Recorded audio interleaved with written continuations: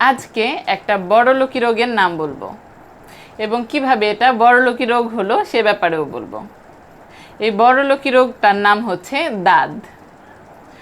যখন রোগীরা দাঁতে আক্রান্ত হয়ে আমাদের কাছে আসে তখন কিন্তু আমাদের খুব বেশি দামি কিছু ওষুধ দিতে হয় এবং অনেক দিন ব্যবহার করার জন্য ওষুধগুলো দিতে হয়, যার ফলে কিন্তু রোগীদের একটা বিশাল অ্যামাউন্টের টাকা চলে যায়।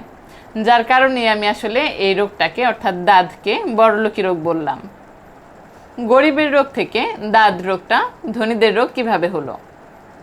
প্রথম অবস্থায় যখন শরীরে চিপা চাপায় দুই একটা লেশন হয় ছোট্ট, তখন ডক্টরের কাছে যে যেতে হবে রোগীর এই ব্যাপারে চিন্তাও করে না, কিছুদিন সহ্য করতে থাকে।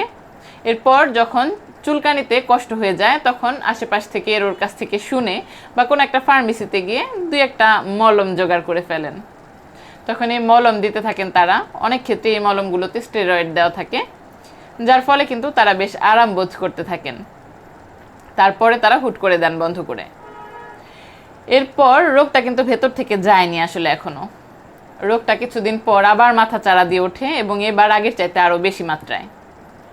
এবার রোগীরা বিপদে পড়ে যান ফার্মেসিতে। ফার্মেসি থেকে অনেক সময় মুখে খাওয়ারও কিছু ওষুধ নিয়ে আসেন এবং সঠিক ডোজ মেনটেন না করে তারা খেতে থাকেন এবং কিছুদিন পর ওপর থেকে দাঁত চলে যায়। তারা এবার মহা খুশি, আবার ঔষধ দেন বন্ধ করে।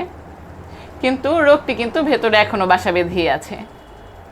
এর কিছুদিন পর রোগটি আবার মুখে, ভিজিবল যে পার্টগুলো আছে শরীরের, হাতে, এমন এমন জায়গায় দেখা দেয় যে রোগী বেশ লজ্জায় পড়ে যান।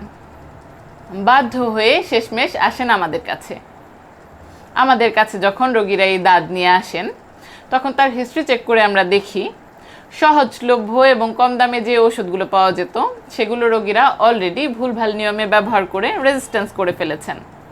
অর্থাৎ এই ঔষধগুলো তার শরীরে আর কাজ করবে না। যেহেতু কম দামি ওষুধগুলো এ ধরনের রোগীদের শরীরে আর কাজ করছে না, কাজেই বাধ্য হয়েই কিন্তু আমাদের অ্যাডভান্স জেনারেশনের কিছু ওষুধে সুইচ করতে হয়, যেগুলোর দাম কিন্তু তুলনামূলকভাবে অনেক বেশি।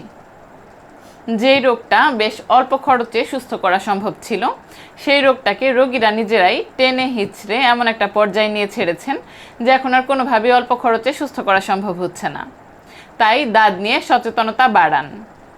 যদি কখনো খেয়াল করেন যে শরীরে একটা দুইটা লেশন দেখা দিয়েছে দাঁতের মতো, আর একদিনও দেরি করবেন না, একজন রেজিস্টার্ড চিকিৎসকের চিকিৎসা নিন। ধন্যবাদ।